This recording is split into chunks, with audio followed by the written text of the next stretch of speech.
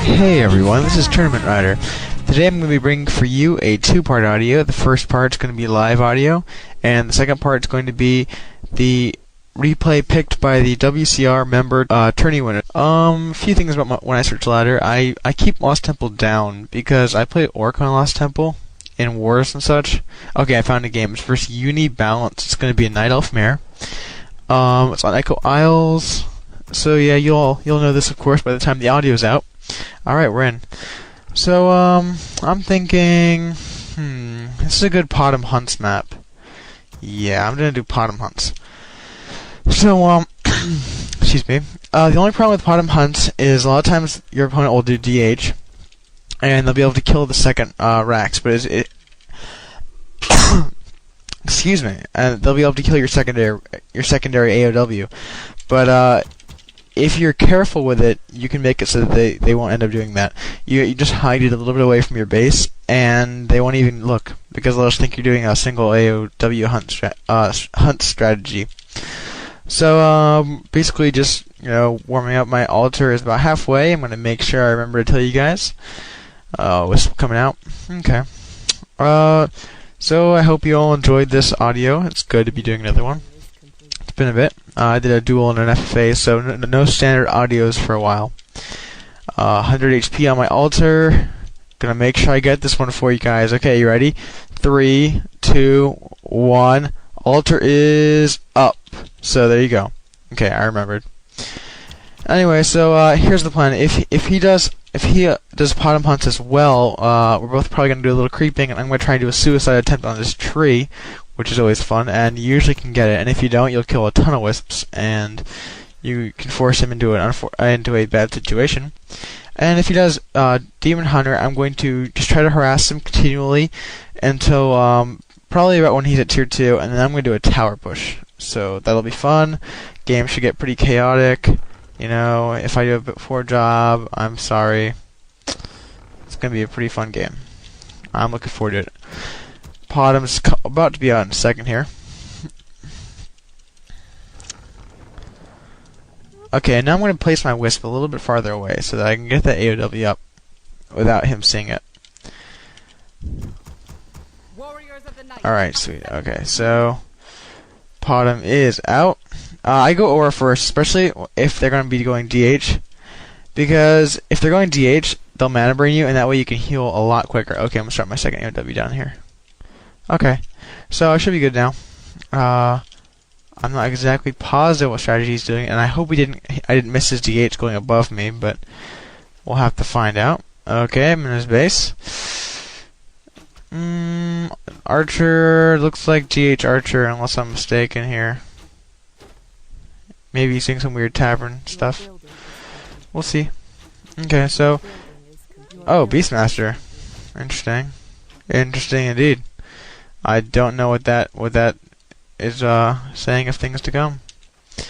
So I'm going to continue to mass hunts. Now I think that'll make my hunt massing even a little bit easier. As he's going a summon hero. So I'm trying to think what he could be doing. I've never seen something like this before. Hopefully I can get this archer, but I doubt I will. I kind of wonder why he sent that over there. Okay, if I can hit him here, I'll be able to kill the archer. Please hit. Sweet. Okay, so archer down. Good start to my game. Now I'm really just gonna start to mass up the hunts. Want to get a couple other moonwells down. He's been creeping a bit, so he sacrificed an archer for creeping. I guess. I mean, whenever you're playing as the archer and versus Potom Hunts, sacrificing archers is not a good idea. But I guess if you got creeping time, I guess it's debatable. Anyways, I'm going to continue to harass it up here. He's going to trade me archer damage for Potom damage. I'm cool with that. I forgot to rally my hunts, so that's another pretty cool sweet thing I'm thinking about. But then again, give me a break. I'm trying to do a lot here. Okay, well I have my first few hunts out. He's probably creeping. I really don't. It doesn't matter to me that he's creeping. I just want to keep pressing. I want to keep pressing his base. I want to keep pressing it any possible way I can. Oh, he's creeping out something bigger. Whoa, what's he doing? Oh, sweet. Oh, sweet. Oh man, that was. Oh, what's he doing? Why is he? Oh, he came out of hide. Okay, well, I'm sorry this game hasn't been exactly like best material. I don't understand why he came out of hide there. But oh well, whatever, man. That favors me. Hopefully, no, this won't level me. I'll get me close though. So I'm gonna go grab some dust, and I'm gonna begin my little siege here in a moment. I'm gonna bring some wisps over so I can dispel the Quilbies. That's one of the great things about Elf. You have manual dispel. Whenever you're going to do the Potom strat, you want to be able to push them with towers, because if you wait too long, they'll get bears and they'll have lots of dryads, and then things just start becoming pretty much a hassle. And you probably won't be able to push them later on. Okay, so I'm going to bring a lot of wisps over. I have more than enough wood. I'm going to get some towers up. I'm going to push them. I'm going to start to make some glaives and some archers. So sweet. Okay, this should be cool. See, look at these wisps. Look how nice that looks. Okay. So I'm at 41 food.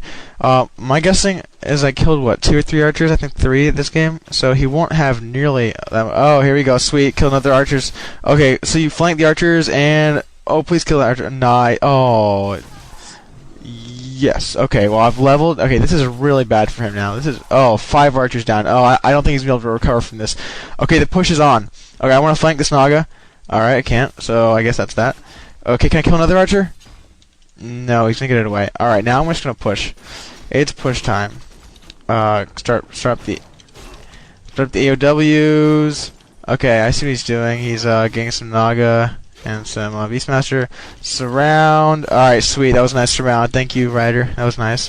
He's gonna either have the TP here or yeah, okay, oh, he staffed. Nice move. Nice move on his part. I don't know why you get shot that early, I guess to help prevent against pushes like this, but I'm not sure how effective that's going to be. Alright, well, I see some cold beasts out, and I'm going to go ahead and dispel those, and get rid of some of his mana as well. Yeah, okay, so good. At this point, unless I majorly screw up, things are looking pretty good. He's letting his archers get a little bit farther out. I want to take care of that if I can. My towers will be getting up here momentarily. Hide that hunt. So again, this is like your pretty standard push. Some hints, some other hints that I'd like to give you. Make sure you press. I've said that before. That's the key with the strategy. If you don't keep pressing, it'll never work out.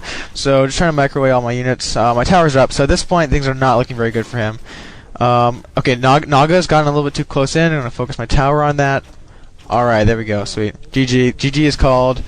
And that's victory. Okay, well, that was a short game. I wasn't expecting that really to be that short. But, you know, that's the way it goes. I'm going to go on to my, to the audio part. Once let me save this game. Audio game 1.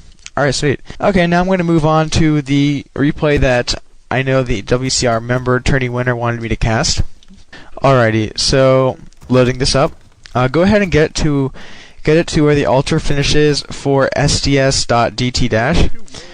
Anyway, so your altar should be gaining up because mine is right about now. Okay, the altar is up for SN.dt-. I paused. Make sure you paused. I'm going to go ahead and unpause this in 5, 4, 3, 2, 1. Unpause. Alright, human's point of view. I should be making an Archmage, and the Brax should be just about up. Let's look at the Undead. He has Death Knight coming out. The Death Knight's coming out before the Archmage. That's interesting. Again, I'm really sorry for my cough. Not much I can do. So, we're gonna see some interesting militia creeping from the human coming up. He's gonna go out and harass with his Archmage and Footmen, and he's gonna creep with some militia. So he's gonna be getting some experience while holding his opponent at bay. It's a pretty good strategy, pretty good idea. If you can see, the Undead is putting an Acolyte out there, kind of in between the expansion and the main. My guess is I do the same thing with a Wisp, is he wants to make sure that the human doesn't expand, and if he does expand, he wants to know that he's going to the expansion and he can go harass there and try and stop it, or at least do some damage to it. Death Knight's out, Archmage is out as well, so pretty much standard early game Death Knight and Archmage. Nothing really that interesting to be said at this point in the game, but we do have a little bit of an interesting strat. Nothing like completely out of the ordinary, but pretty interesting strat for the human a bit later in the game. Anyway, so Death Knight comes in for the harass, but he sees the Archmage coming, so he doesn't think there's any creeping going on, but little does he know Or actually, the acolyte might have seen it. I don't think he knows. Anyway, so militia have crept out that camp. Archmage is gonna have about 100 XP, a little bit under. He's gonna go ahead and harass the undead. The undead is going for a pretty normal tech, getting a cold tower because he knows the harass is coming. And the human, meanwhile, has just began his tech, so we're gonna have human has the tech advantage, which is pretty cool because he militia creeped as well. So he militia creeped and managed to out-tech the undead, who will be teching, I'm pretty sure right about now, but okay, he's gonna grab another ghoul. Anyway, so again, for all you human players out there, that's a good way to keep your opponent at bay while getting some experience and being able to pressure. Pretty sure the undead techs now. I do remember him teching now from the previous time I watched this. Yeah, there we go. Okay, so he techs up, and human's gonna creep out this camp as well. Now, a very key element to playing human is experience denying. It's all about experience. Whose hero has more, if you have a worker or footman about to die, run it back and kill it with your own archmage. That way you deny your opponent's heroes who are going to get some like insane nuking if they're undead, or if they're orc or elf, good AoE. Well, I mean, if they go panda or a TC, they're going to have great AoE, and you really want to deny them that because your units don't have that much HP. So anyway, he's teching, so he's coming in for an Acco harass. Death Knight saves an acolyte with a coil, but it's beneficial for the human to, even if he has to lose a TP or some footmen to kill some acolytes. I mean, he gets level 2, and he'll be able to put a severe dent on the undead's gold as he just teched. So it's kind of that strategy with any race, really. One acolyte down, Death Knight's going to be saving these acolytes with coil. Pretty good saving. Another acolyte goes down, so he's going to get 2 and he's going to TP. He does not want to lose the Archmage. That'd be an extremely poor choice as it's level 2. So it's not worth losing, and he'd lose a few footmen anyway. So after the tech is done for the undead and he gets 2 acolytes back on gold, we'll see exactly how much that hurt him, and additionally to the 150 extra gold it's going to cost him to make those 2 extra acolytes. I mean, even right now you can see quite a noticeable difference in gold between the 2 players. It's over 350. Although some of that is because of build order. Actually, I think a build order wouldn't make that much of a difference. So overall, it's pretty good. So hero levels are 2 and 1 respectively. Pretty good job by the human so far. Undead's having a bit of a rough time. He should have. I don't really know. I think his base build was a little bit poor. Then again, I'm not a pro in base builds, but it left his acolytes really open for during the tech, so you might want to cover it a little bit more, like his buildings are going to be now. So tier 2 is reached, and a paladin, contrary to the normal Mountain King, is going to be put up for SNS.DT-. So that's going to bring a different element to the game that the Mountain King obviously doesn't bring. Mountain King's much better for nuking and focus firing. Paladin will keep your heroes alive, which is especially important versus that crazy undead nuke, especially with the tri-hero nuke on your army. Is just pretty much imbalanced. It's extremely deadly, and you have a lot of low HP units, and that tri-nuke will just kill them all, pretty much. Tri-nuke, of course, being Death Knight, Lich, Cryptlord. Anyway, so TP goes up for the undead. He doesn't want to lose the shop. The human player doesn't really want to lose too many footmen, but he notices that the ghouls have poison on them, so he's going to go ahead and fight this out.